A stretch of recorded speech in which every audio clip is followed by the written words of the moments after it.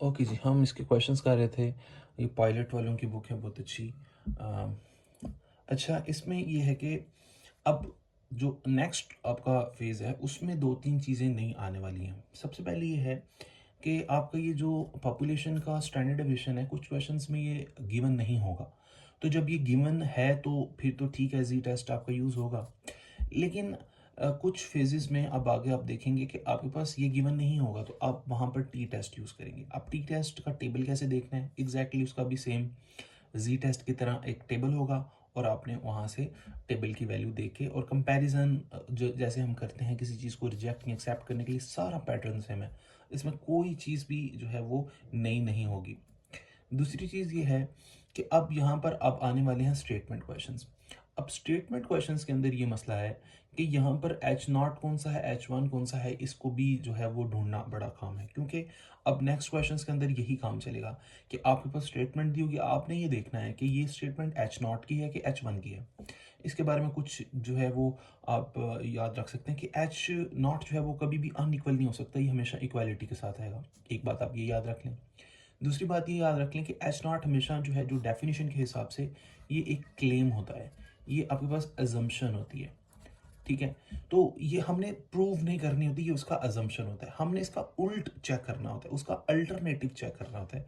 इसलिए अक्सर आपने देखा होगा कि जब हम ये जो कंपैरिजन करते हैं, यहाँ पर ये वाला जो कंपैरिजन करते हैं इक्वालिटी वाला या नॉट इक्वालिटी वाला, ये हम कंपैरिजन करते हैं इसके हिसाब से। ठीक है, ये वाला ग्रेटर वाला, ये जो हमारे पास एच नॉट होता है, ठीक है, इसके हिसाब से हम करते हैं, एच नॉट के हिसाब से नहीं करते।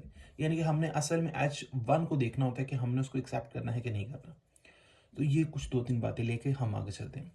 सबसे पहले आप ये क्वेश्चन देखें। अब ये एग्जाम में आपके अक्सर जो है, आप अगर पास पेपर देखेंगे तो उसमें ये वर्ड प्रॉब्लम्स ही हैं, स्टेटमेंट प्रॉब्लम्स। ओके जी, अब कहते हैं जी, mean life time of the electric light bulb produced by the company has an past 10, 11, 20 और, ठीक है, ये उसका क्लेम है। ये उसका क्या है, क्लेम है कि उसकी जो बल्ब की एवरेज लाइफ है वो 1120 घंटे है। तो ये एच नॉट हो जाएगा, ये इसका क्लेम है। ठीक है, ये हमने प्रूव नहीं करना। प्रूव जो हमने स्टडी करनी है, हाइपोथेसिस स्टडी करनी है, वो उसका उल्ट, विच इज़ नॉट इक्वल, क्या ये उल्ट है या नहीं है। इसी तरह फिर उसी तरह स्टैंडर्ड डेविएशन आपके पास गिवन है। ठीक है, पॉपुलेशन का स्टैंडर्ड डेविएशन आपके पास गिवन है। ठीक है, इस तरह फिर उस स्टेटमेंट को पढ़ते हैं थोड़ा सा, कि इसमें आप ये देखें कि उसके बाद उसने कहा कि यहाँ से पढ़ लेते हैं। अब ये सैम्पल का डाटा शुरू हो गया। ठीक है, सैम्पल के जो 8 बल्ब हैं, यानी कि एन की वैल्यूज 8 है, और फिर मैन्युफैक्चरिंग बल्ब, फिर ये मीन लाइफ। अब ये सैम्पल की मीन लाइफ है, ठीक है, एक्स बार की। अब टेस्ट हाइपोथेसिस अपने चेक करना है, और बल्ब नॉट चेंज्ड। ठीक है, अब ये आपका टेस्ट है। जो टेस्ट होता है ये हमेशा एच नॉट को शो करता है, सॉरी एच वन को शो करता है। यानी कि जो आपने प्रूव करना है या जो आपने टेस्ट करना है, वो एच वन का टेस्ट होता है। तो एच वन का टेस्ट क्या है जी, कि मीन लाइफ चेंज नहीं होती, नॉट इक्वल है ये, यानी कि 1120 नहीं है, इसके अलावा कुछ है। और लेवल ऑफ सिग्निफिकेंस इज 5%। ठीक है, अब नेक्स्ट क्वेश्चन यहाँ पास पेपर के अंदर आप देखेंगे कि वहाँ पर लेवल ऑफ सिग्निफिकेंस नहीं, लेवल ऑफ कॉन्फिडेंस दे रहा होता है। कोई प्रॉब्लम नहीं है, अगर वो कॉन्फिडेंस 95% दे रहा है, तो इसका अल्टीमेटली यही मतलब है कि जो आपका सिग्निफिकेंस लेवल है वो 5% है। ठीक हो गया। उसके बाद क्योंकि ये अनइक्वल है, तो टू टेल यूज होंगी। अब टू टेल में आप इसको देखें, तो अब आपने यहाँ पर लिखना ये होता है कि आपने अल्फा टू, क्योंकि टू टेल यूज कर रहे हैं।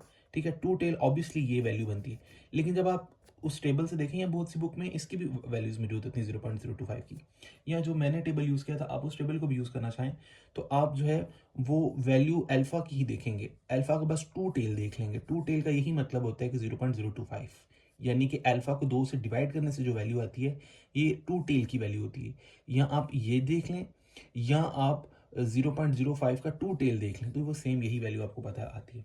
और उसमें आपको पता है कि आपका अगर जो है वो ये वाली जो बाउंड्री है राइट वाली, उसकी जो लिमिट है वो 1.96 है, इससे बाहर वाले रिजेक्ट, और ये आपका -1.96 है, इसके इस साइड वाले रिजेक्ट। वही वैल्यूज पुट की हैं, नेगेटिव वैल्यू आपकी लाई कर गई है कॉन्फिडेंस के अंदर। तो आप कह सकते हैं कि क्रिटिकल में नहीं लाई की, कॉन्फिडेंस में लाई कर गई है, तो हम एच नॉट को रिजेक्ट नहीं कर सकते, यानी कि एच नॉट का जो उसका क्लेम है वो बिल्कुल ठीक क्लेम है। ठीक हो गया। अब आगे हम कुछ क्वेश्चंस जो है मैं अब ज़्यादातर क्वेश्चंस जो है सिर्फ आपको स्टेटमेंट के हिसाब से बताऊंगा कि इसमें से कौन सी स्टेटमेंट एच नॉट की है, कौन सी एच वन की है। नीचे का प्रोसेस सारे का सारा सेम है, कोई इसमें चीज़ बताने वाली अब रही नहीं है। अब असल चीज़ जो प्रैक्टिस की है वो ये है कि आप ये चेक करें कि एच नॉट कौन सा है और एच वन कौन सा है। इसको हम नेक्स्ट में देखते हैं।